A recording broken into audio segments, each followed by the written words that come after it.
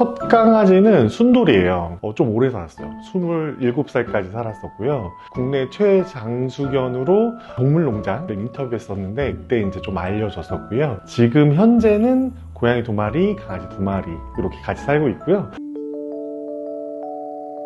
색상이 있는 강아지는 외견상으로 가장 보이는 게 그레이 언더페이스라고 해서 얼굴에 하얘지는 부분이 생겨요. 입 주변, 눈 주변, 그리고 사지 끝단부터 특히 검거나 좀 짙은 색을 가진 아이들은 그 털 색깔이 바래지는 게 좀 보이고요. 털이 거칠어지는 모습이 많이 보여져요. 단모 아이들 같은 경우 확실히 털이 좀 빠지고요. 체형 변화도 확실히 있어서 식사량 변동도 있고 활동량 변동이 많은 친구도 있기 때문에 어떤 친구는 체중이 좀 늘고 어떤 친구는 좀 체중이 빠지는 형태로 외견상으로 확인하실 수 있고, 얘네들이 되게 관절이 좋다고 생각하시지만 관절 질환이 상당히 많아서 걸을 때 보행이 좀 자유롭지 않은 부분이 있을 것 같고요.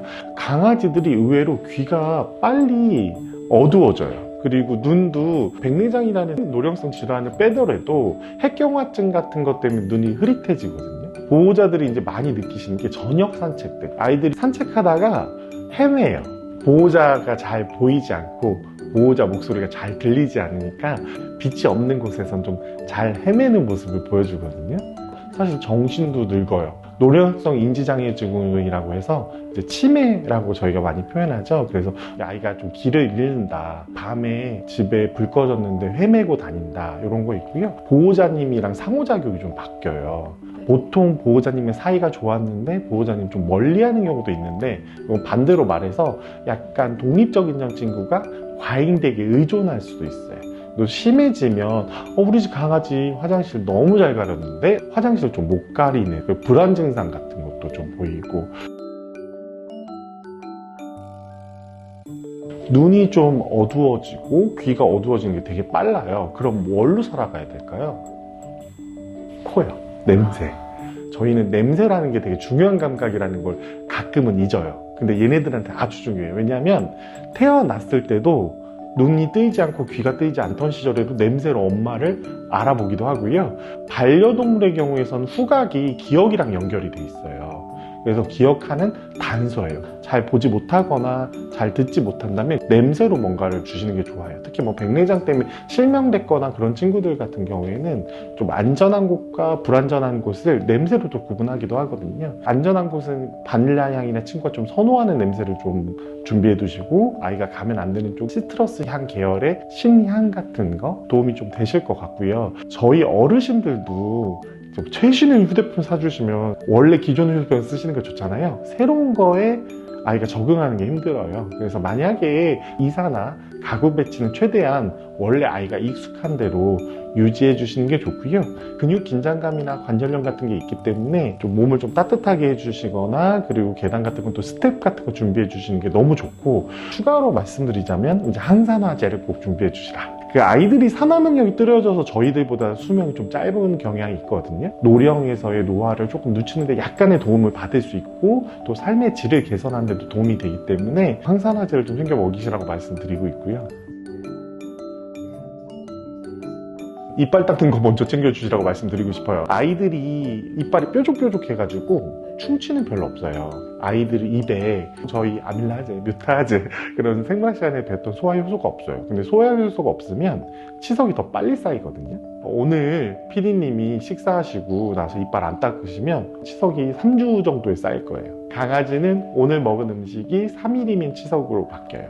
그래서 강아지들이 치석이 많이 껴서 동물병원 늘 부담스러워 하시고요. 두 번째는 체중 관리인데, 마르는 경우에는 근육량이 빠지는 거예요. 활동하기 어렵겠죠? 특히 노령견의 경우에는 아기 강아지보다 더 높은 수준의 단백질을 필요로 해요. 그래서 신장질환이 있는 경우가 아니라면 단백질 급여량에 조금 신경을 써주셔야 되고, 반대로 살이 찐 친구라고 하면 체중 감량에 신경을 써주시는 게 좋고요. 그리고 또 하나 식이섬유가 있어요. 식이섬유 같은 경우에 아이들의 장의 건강에 도움을 되게 많이 주는데, 장 건강, 전신 건강에도 상당히 영향을 줘요. 저도 먹이고 가장 추천드리고 싶은 건 이제 생선 오일, 피쉬 오일이에요. 그 피쉬 오일은 오메가3가 들어가 있는데, 많이들 오메가3가 좋은 건 아세요. 근데 오메가3가 단독으로 너무 과량해서 집중돼서 제공이 되면 부작용이 있을 수 있어요. 근데 그 부작용을 완화시켜주는 게 오메가6예요.